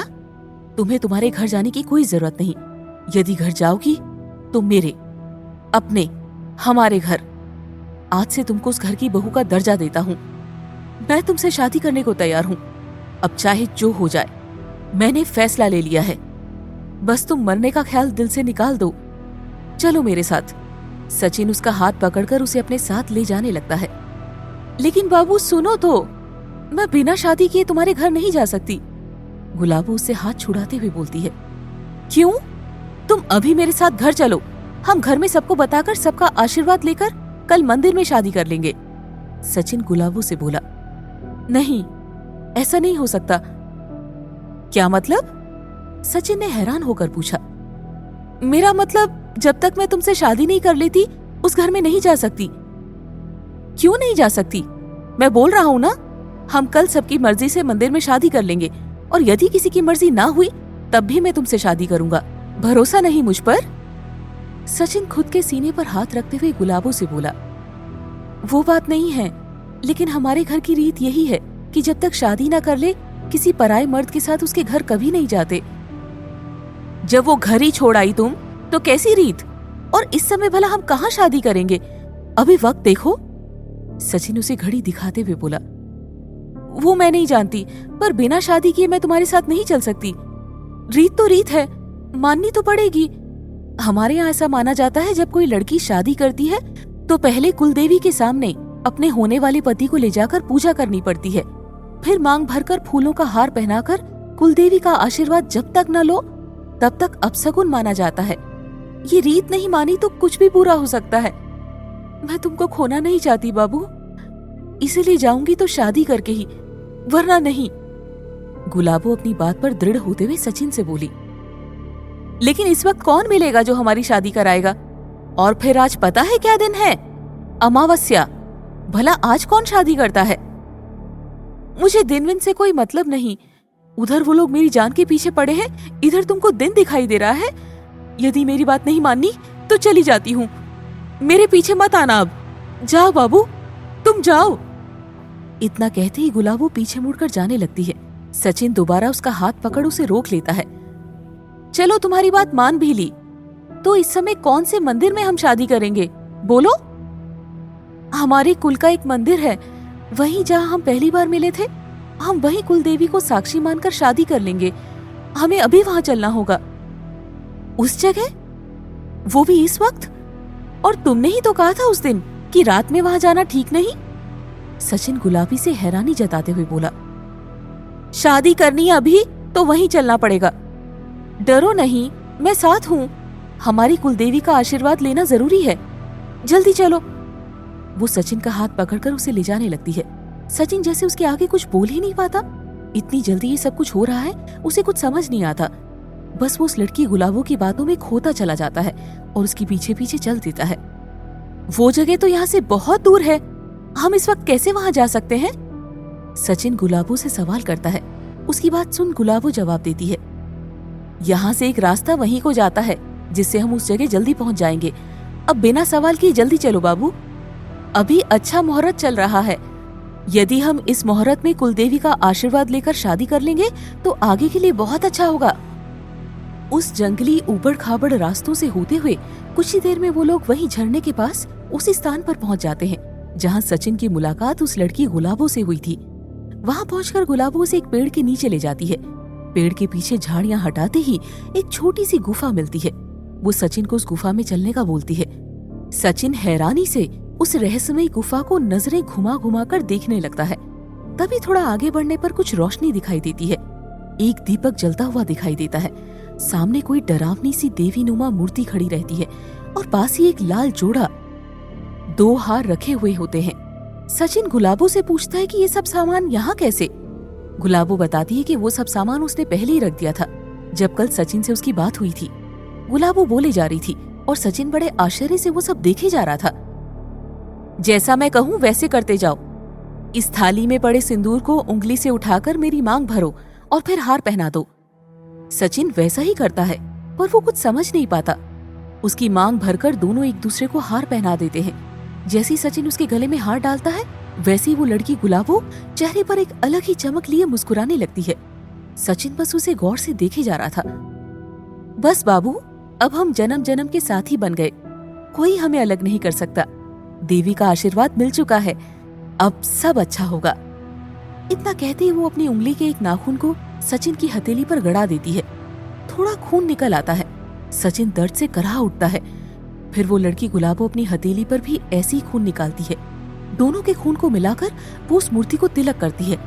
सचिन अभी भी सब कुछ चुपचाप होते देखता रहता है। फिर गुलाबो वापस उसे लेकर उस रास्ते पर आ जाती है जहाँ सचिन की मोटरसाइकिल खड़ी रहती है। इधर जब रात के 10 बज चुके होते हैं, सचिन के घर वाले परेशान होते हैं। महेश गांव में जाकर सचिन के दोस्तों से संपर्क करता है पर सभी वो सुबह वाली घटना का जिक्र करते हैं जब सचिन उनके बीच से चिढ़कर चला जाता है। फिर उनमें से किसी ने उसे नहीं देखा।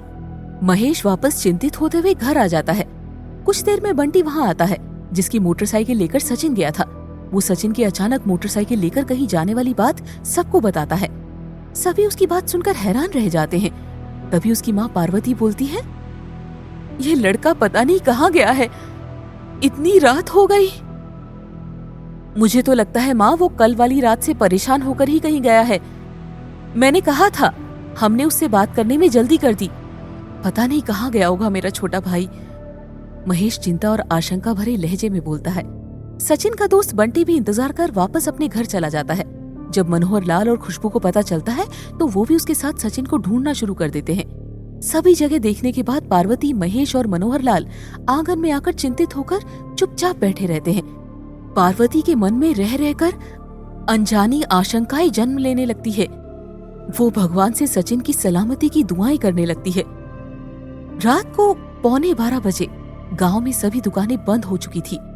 दूर किसी घर में रेडियो पर डॉन फिल्म का अरे दीवानो मुझे पहचानो, कहां से आया मैं हूं कौन गाना बज रहा था। गांव के सभी रास्ते सुनसान पड़े थे। इक्का दुक्का लोग ही नजर आते हैं। तभी एक मोटरसाइकिल वहां से गुजरती है। पीछे लाल जोड़े में गुलाबो को लेकर सचिन गांव में प्रवेश करता है। गुलाबो घूंघट हटाकर पूरे गांव को आसपास नजरें घुमाकर देखते हुए आंखें चौड़ी कर अजीब ढंग से मुस्कुराने लगती है। तभी 2-4 कुत्ते भौंकते हुए उनके पीछे पड़ जाते हैं।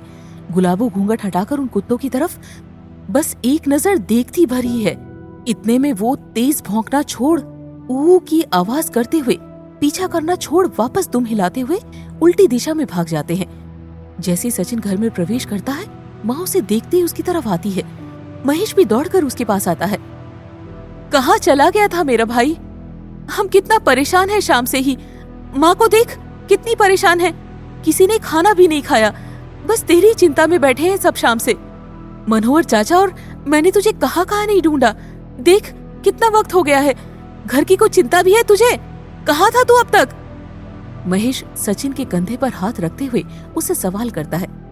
तभी मनोहर लाल बीच में आकर हड़बड़ाए हुए महेश को सचिन से अलग करते हैं, उसे शांत होने का इशारा करते हैं।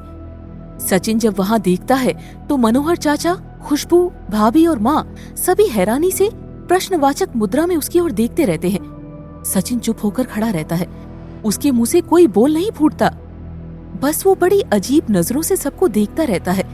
खुशबू भी उसके पास आकर उससे वही प्रश्न करती है जो उस वक्त सबके मन में उठ रहे थे, पर सचिन कोई जवाब नहीं देता।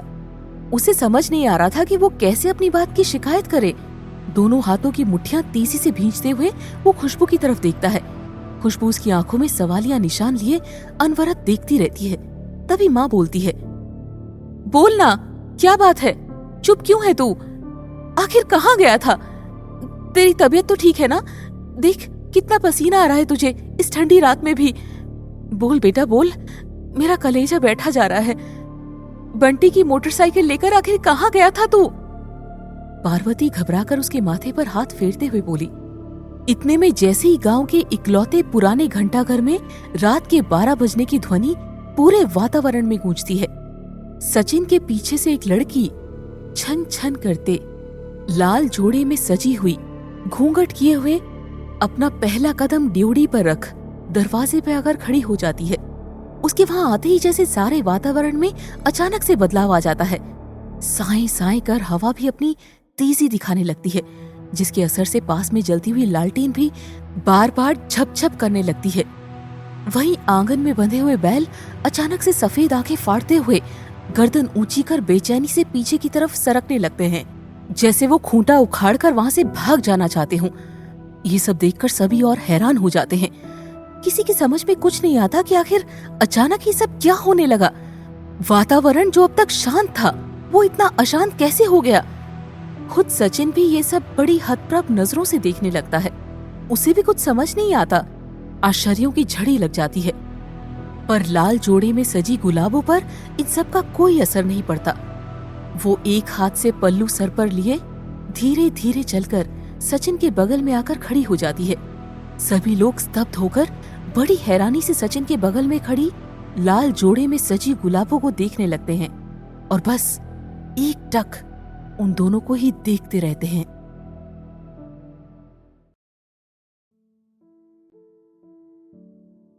निधि अक्ष के इशारे से डर गई और चुप हो वहां खड़ी हो गई।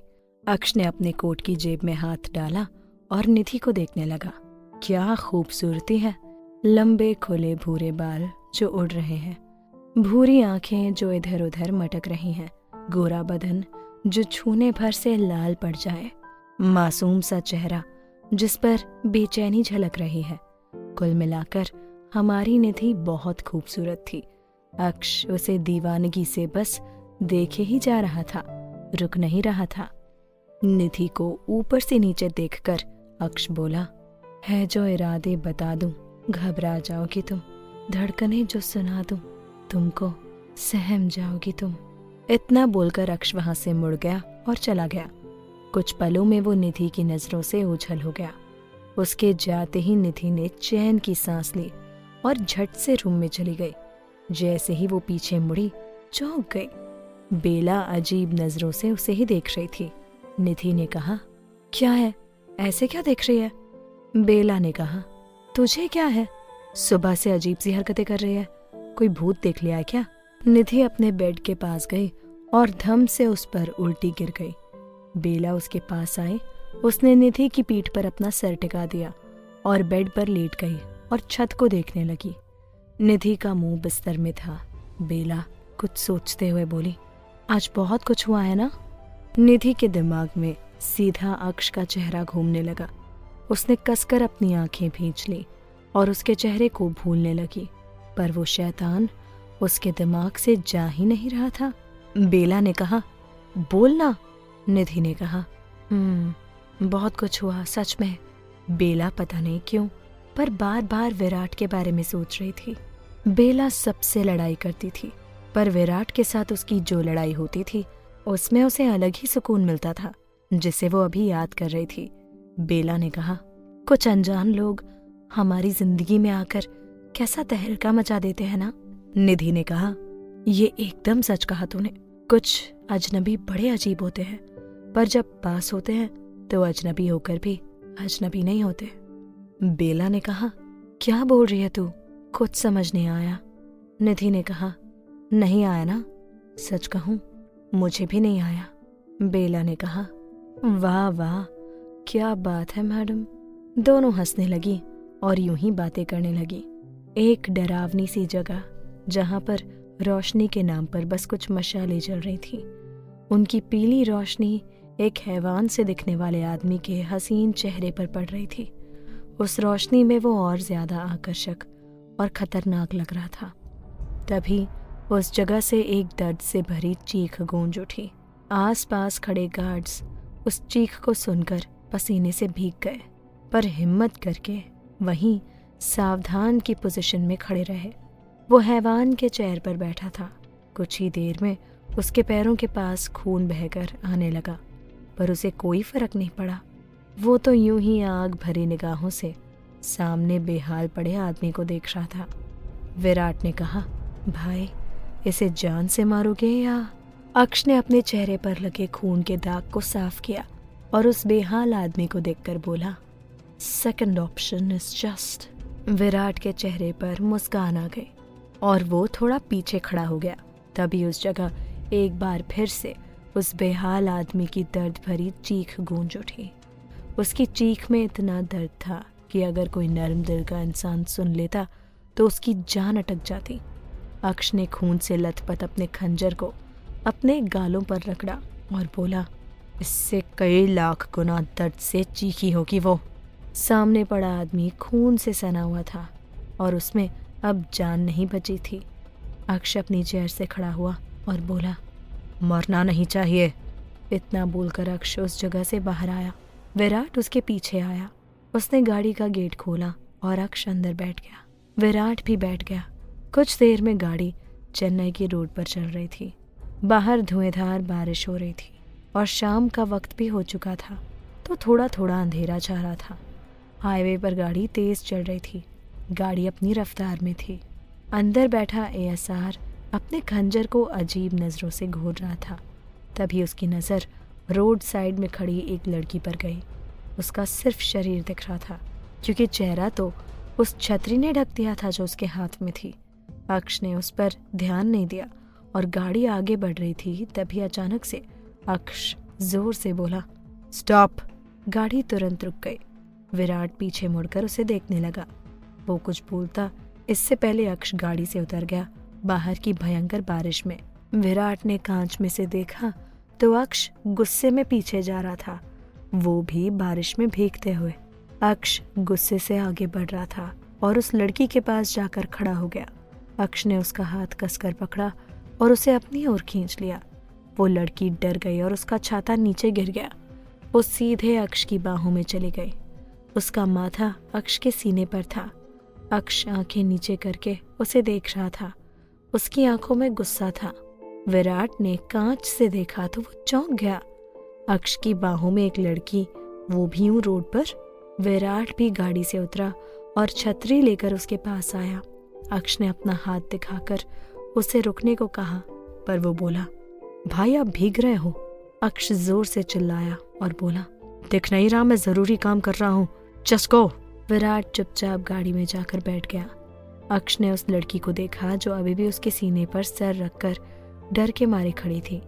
अक्ष ने उसकी कमर को पकड़ लिया और उसके बालों को देखने लगा जो भीग रहे थे। दोनों एक दूसरे से चिपके हुए बारिश में भीग रहे थे। उन दोनों के कपड़े उनके बदन से चिपके हुए थे। कुछ देर बाद अक्ष ने उसके कंधे को पकड़कर खुद से दूर किया और उसे देखकर गुस्से में बोला, यहाँ क्या कर रही हो?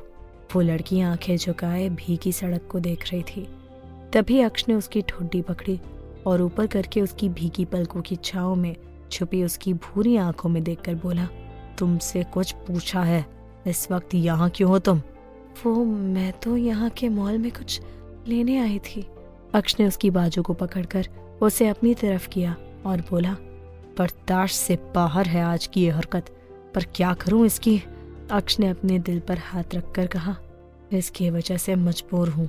लड़की डरने लगी और उससे दूर होने की कोशिश करने लगी। तभी अक्ष ने उसे फिर से खींचा और गुस्से से कहा, मुझसे दूर होने के तो ख्वाब देखना भी अब तुम्हारे हाथ में नहीं। वो लड़की उसकी बात समझी नहीं और उसके गुस्से भरी आंखों में मासूमियत से देखने लगी। लड़की ने कहा, मुझे छोड़िए, मुझे घर जाना है। अक्ष ने उसके गालों को पकड़ लिया और बोला, निधि, आज के बाद अगर कहीं घूमती हुई नजर आई ना तो। निधि ने कहा, सॉरी सर, अब मैं जाऊं। इतना बोलकर निधि पलट गई और जाने लगी तो अक्ष ने उसके हाथ को पकड़कर उसे जोर से अपनी ओर खींचा। निधि उसके सीने से टकरा गई। अक्ष बोला, एक बार में कहीं बात समझ नहीं आती क्या मिस निधि। निधि ने अपना सर झुका लिया। अक्ष ने उसे अपने सामने खड़ा किया और उसे ऊपर से लेकर नीचे देखने लगा। अक्ष की आंखों में बेहिसाब गुस्सा दिखने लगा। उसकी लाल आंखें बारिश में और भयानक लग रही थी। अक्ष ने देखा निधि के सारे कपड़े उसके जिस्म पर चिपक गए हैं, जिससे उसके जिस्म के अंग उभर कर दिख रहे थे। ये सब देखकर उसे बहुत गुस्सा आया। उसने अपना कोट उतारा और जबरदस्ती निधि को पहना दिया। अक्ष ने निधि का हाथ पकड़ा और उसे खींचकर अपनी गाड़ी की तरफ ले गया। उसने निधि को अपने पीछे छुपा कर खड़ा किया और विराट को बाहर आने को कहा। विराट बाहर आया। उसने देखा एक लड़की अक्ष के पीछे सर झुकाकर छुप के खड़ी है। अक्ष ने कहा, इधर नजरे, सिर्फ इधर। विराट ने कहा, सॉरी भाई। बोलिए, तुम दोनों दूसरी गाड़ी से आओ, इसे मैं लेकर जा रहा हूँ। पर भाई, विराट इसके आगे कुछ बोल पाता इससे पहले अक्ष ने उसको अपनी डरावनी आंखें दिखा दी। वो चुपचाप ड्राइवर के साथ रोड पर खड़ा हो गया और दोनों ने सर झुका दिया। अक्ष ने निधि को जबरदस्ती आगे की सीट पर बैठा दिया और खुद ड्राइविंग सीट पर बैठ गया। उसने गाड़ी के पर्दे गिरा दिए और गाड़ी तेज रफ्तार से ले गया। विराट और ड्राइवर बारिश में खड़े भीग रहे थे और अजीब नजरों से अपने मालिक को जाते हुए देख रहे थे। अक्ष तेज गाड़ी चला रहा था। उसने देखा निधि इधर उधर हो रही थी। तभी उसकी नजर पड़ी तो उसने देखा इस लड़की ने सीट बेल्ट भी नहीं लगाया है। अक्ष ने आगे गाड़ी रोकी और उसके पास आया। निधि की धड़कनें तेज होने लगी। अक्ष की नजदीकी से दोनों एक दूसरे के बेहद करीब थे, इतने कि अक्ष के चेहरे पर निधि की सांसें महसूस हो रही थी। उन गर्म सांसों से अक्ष को एक अलग ही एहसास हो रहा था। निधि खुद उसकी खुशबू ले रही थी। उस इंसान की खुशबू मन को मोह लेने वाली थी। अक्ष थोड़ा और पास आया और उसके बेल्ट को बांधने लगा।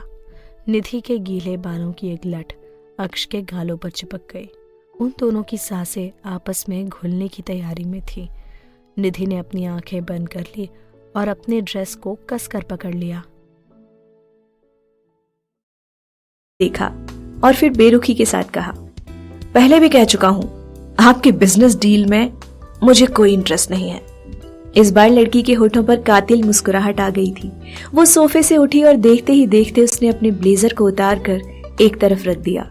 फिर अपनी शर्ट की कुछ बटन खोलकर उस लड़के की आंखों में शरारत के साथ देखकर पूछा, अब भी नहीं? लड़के ने उस लड़की को अपनी तरफ खींच लिया और उसकी गर्दन पर अपनी उंगलियां फिराने लगा। लड़की के होठों पर मुस्कुराहट थी। लड़के ने उसे अपनी बाहों में भर लिया और धीरे से उसके कान में कहा, अब भी नहीं? I just want to know, इस डील के लिए आखिर तुम किस हद तक जा सकती हो? अगले ही पल उस लड़की ने लड़के के और करीब आते हुए धीरे धीरे अपनी शर्ट के बाकी के बटन्स खोल दिए और लड़के को किस करना शुरू किया।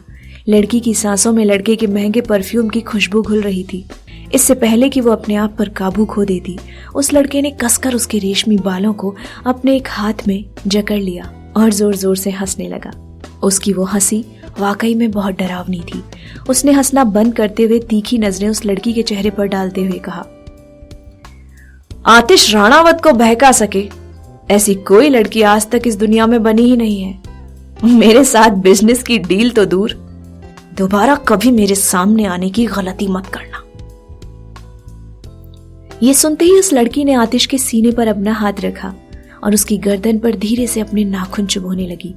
आतिश राणावत ने मुस्कुराकर जब उसकी तरफ देखा तो लड़की को लगा कि आतिश उसे आगे बढ़ने की इजाजत दे रहा था और इसलिए उसने अपने चेहरे को जैसे ही आतिश के चेहरे के करीब लाया, आतिश ने लड़की को झटक कर छोड़ दिया, जिससे वो जमीन पर धड़ाम से गिर पड़ी। आवाज सुनकर टेरेस के बाहर की तरफ खड़ा एक आदमी भागते हुए वहां पर आ पहुंचा और उसने अपनी कमर में छिपाकर रखी हुई गन को बाहर निकालकर आतिश की तरफ पॉइंट कर दिया। लड़की ने दर्द में कराहते हुए कहा, समझते क्या हो तुम अपने आप को? ये डील तो तुम्हें साइन करनी ही होगी, चाहे जिंदा या फिर मरने के बाद। लड़की की बात सुनते ही आतिश की हंसी फिर से वहां पर गूंज उठी। उसने अपनी लाल लाल आंखों से एक नजर उस लड़की की तरफ देखा जो अब भी जमीन पर गिरी हुई थी, और फिर हंसते हुए सामने खड़े आदमी से कहा, आतिश राणावत पर बंदूक तानी है तुमने, इसका नतीजा जानते हो? उस आदमी ने बिना कुछ सोचे समझे ट्रिगर दबा दिया। हवा को चीरते हुए गोली चली और एक ही पल में वो आदमी ढेर हो गया। इससे पहले कि वो आतिश को अपनी गोली का शिकार बनाता, उसके पीछे खड़े आतिश के दोस्त अरसत ने उसे गोली मार दी। वो लड़की आंखें फाड़ फाड़ कर ये नजारा देख रही थी। खून के छींटों से लड़की का चेहरा लाल हो चुका था। अभी आतिश अपनी जगह से उठा और उस लड़की के एकदम करीब आकर उसको गर्दन से पकड़ते हुए बोला, ये मौत के खेल में रोज खेलता हूं, चुपचाप यहां से चली जाओ, और दोबारा अगर इस शहर में कभी दिखाई दी ना तो समझ लेना कि आतिश राणावत तुम्हारा क्या हश्र करेगा। ये कहकर आतिश ने उसे पीछे की तरफ धकेल दिया। वो लड़की डरी और सहमी सी वहां से चुपचाप चली गई। तभी अरसत आतिश के पास आते हुए बोला, चलना यार, नीचे बार में बैठते हैं, अब विस्की ही तेरे इस गुस्से को ठंडा कर सकती है। इसके बाद अरसत ने अपने आदमियों को सब कुछ ठिकाने पे लगाने का इशारा किया और फिर आतिश के साथ टेरेस से नीचे होटल के क्लब एरिया में आ पहुंचा। अरसत ठाकुर एक लंबे समय से आतिश के साथ था और एक वही था जो आतिश को बखूबी जानता था। दोनों नीचे क्लब में आए, लेकिन वहां शोर शराबा मचा हुआ था। अरसत शोर की वजह से इरिटेट हो रहे आतिश को देख रहा था। वो ये बात अच्छी तरह से जानता था कि आतिश राणावत को तेज आवाज और शोर शराबा कतई पसंद नहीं है। अगर कोई ऐसा करता है तो आतिश के गुस्से की कोई सीमा नहीं रहती। इस वक्त भी उसका चेहरा धीरे धीरे डार्क होता जा रहा था, जिसे देखकर अरसत ने जल्दी से कहा, तुम यहीं बैठो, मैं जरा देख कर आता हूं आखिर मामला क्या है। वो इसके आगे कुछ बोल पाता उसके पहले ही आतिश अपने लंबे पैर जमीन पर रख चुका था। उसने अपने चेहरे को वापस से कठोर करते हुए इरिटेशन के भाव छुपाए और अपने अरमानी के सूट के बटन को बंद कर लिया, और उसके बाद अपने कदम आगे बढ़ाते हुए बोला, ठीक है।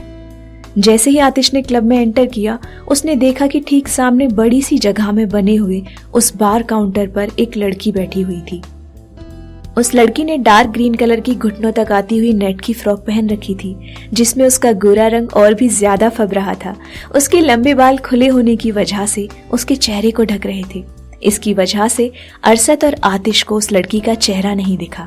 उसके हाथों में वाइन की एक बोतल थी जिसे वो बार बार हिला रही थी। उस लड़की ने अपने सर को झटके से ऊपर की तरफ उठाया तो उसके लंबे और शाइनी सिल्की बाल उसके चेहरे से हट गए। हल्की ओशियन ब्लू कलर की आंखें, मोटे उभरे होठ, गोरा रंग जो शायद ड्रिंक की वजह से लाल हो गया था, लंबी छोटी नाक, उस पर वो छोटा सा गोल चेहरा और भरा हुआ बदन। वाकई में वो बेहद खूबसूरत थी। उसकी वो झलकती मासूमियत सच में किसी परी से कहीं ज्यादा खूबसूरत होने का दावा कर रही थी। लेकिन तभी अरसत की नजर अचानक से उस खूबसूरत लड़की के बाजू में बैठी दूसरी लड़की पर गई और उसका चेहरा देखकर अरसत की आंखें हैरानी से फटी रह गई। उसके मुंह से निकला, ये यहाँ क्या कर रही है? ओह गॉड, और लगता है इसने ड्रिंक भी कर रखी है। अब आतिश को कौन संभालेगा? अगर उसने इसे देख लिया तो आई डोंट नो क्या होने वाला है। एक तो वैसे ही आज उसका मूड खराब है और प्लीज हेल्प मी गॉड। अरसत ये बोल ही रहा था कि तभी आतिश की नजर उस लड़की पर चली गई जिसके बारे में अरसत सोच रहा था। आतिश की आंखों में अचानक गुस्सा भर आया और वो तेजी से उसकी तरफ चल पड़ा। लेकिन इससे पहले कि आतिश उन लड़कियों के करीब पहुंचता, वो दोनों वहां से निकल चुकी थी। क्लब से बाहर आकर वो अपनी कार में बैठकर वहां से चली गई। लेकिन वो दोनों इस बात से अनजान थी कि आतिश राणावत की गाड़ियां भी उनके पीछे लग चुकी थी। कुछ ही देर में कार चला रही लड़की की नजर जैसे ही आतिश की कार पर पड़ी तो उसने तुरंत अपनी कार की स्पीड बढ़ा दी। लेकिन आतिश से पीछा छुड़ाना इतना आसान नहीं था। दोनों में एक रेस लग चुकी थी और कुछ ही देर में आतिश की कार उस लड़की की कार से आगे आ गई।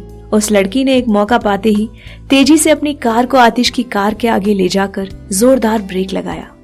उसके इस अचानक से किए गए एक्शन से आतिश की कार संभल नहीं पाई और वो अपनी कार को गोल गोल घुमाते हुए रोड के किनारे पर जाकर बड़ी मुश्किल से रुका। लड़की की इस हरकत से आतिश बौखला सा गया था। उसने जल्दी से अपनी सीट बेल्ट निकाली और कार से बाहर आया, लेकिन तब तक उस लड़की ने अपना पैर एक्सीलरेटर पर पूरी ताकत से दबा लिया था। आतिश अपनी जलती हुई आंखों से उसे गुस्से में जाते हुए देख रहा था। उसके हाथों की मुट्ठियां कसकर भिज गई थी। आखिर क्यों कर रहा था आतिश उन लड़कियों का पीछा? कौन थी वो लड़की जिसने आतिश की नजरों को कुछ पल के लिए ठहरने पर मजबूर कर दिया था? जानने के लिए सुनते रहिए सीईओज डेडली लव, सिर्फ प्रतिलिपि एफएम पर।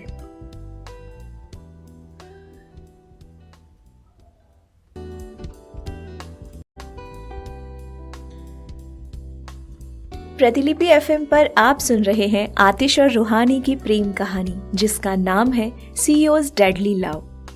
आतिश रानावत एक मर्डर करता है। आतिश अपने होटल के क्लब में एक लड़की को देखकर हैरान रह जाता है। अब आगे। आतिश ने उस लड़की का पीछा करने की कोशिश की, लेकिन वो उसे चकमा देकर निकल गई। आतिश के चेहरे पर गुस्सा और उसकी जलती हुई आंखों को देखकर अरसत ने कहा, इस शहर में ऐसा भी कोई है जो आतिश राणावत से पंगा ले सके, और वो भी एक लड़की?